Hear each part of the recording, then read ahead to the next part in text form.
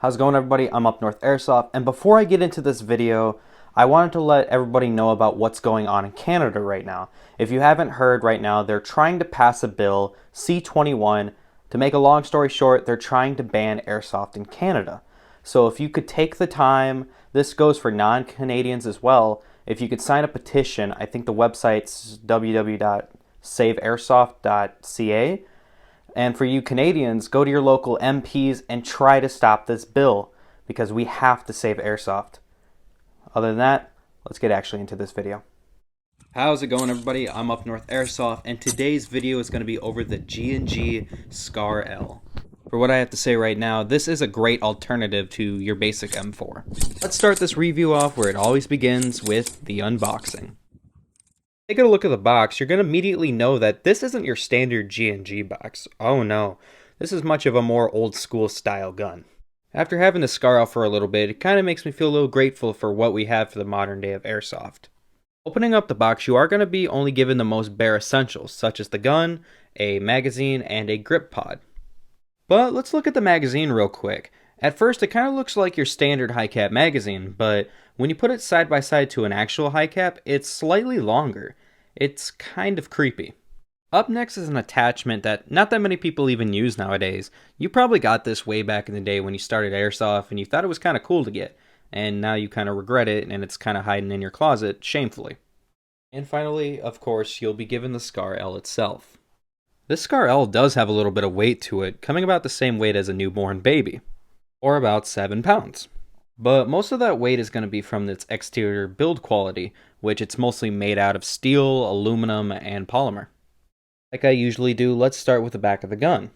If you're not familiar with the Scar stocks, they are pretty unique. They give you a rising cheek mount, and then it's got a retractable stock, and it also folds.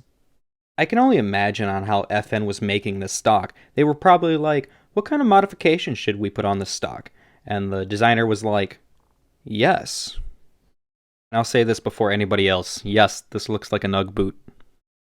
But let's get on to the worst thing about this replica, which would be how you connect the battery.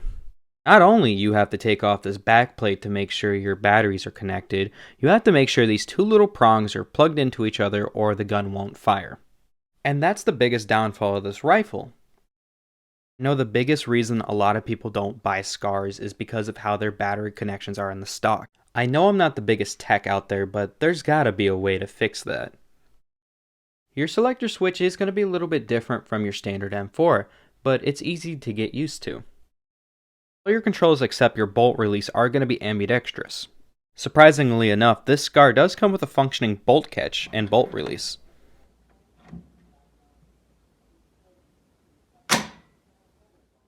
And like most airsoft rifles, you are going to find your hop-up right here on the right side of the gun. You also get some Picatinny rails up on the bottom, the top, and on the side of the gun.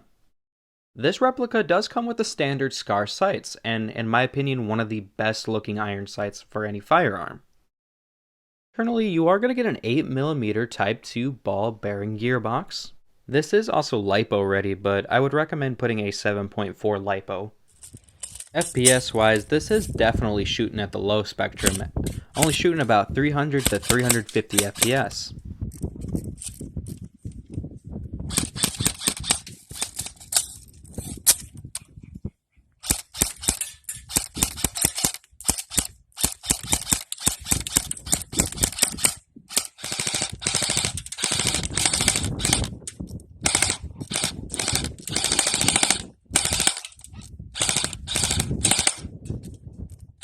Overall, it looks different, it shoots nice, it's just that dang battery, that's what really kills me for this rifle. Definitely not worth the price they're charging for it. On Evike right now, they mark it at $400, but they took $100 off of it right now.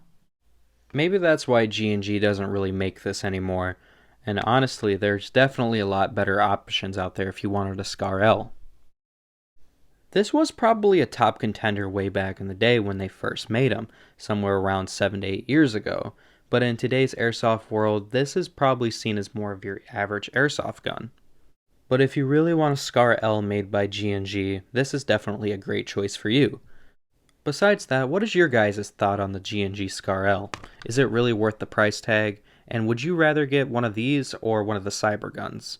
Let me know down in the comments below. But anyways, I think that's going to wrap it up for this video. If you guys enjoyed, don't forget to leave a like and subscribe for more airsoft content. I got a couple more things coming down the pipeline for this year. But other than that, I hope you have a wonderful day.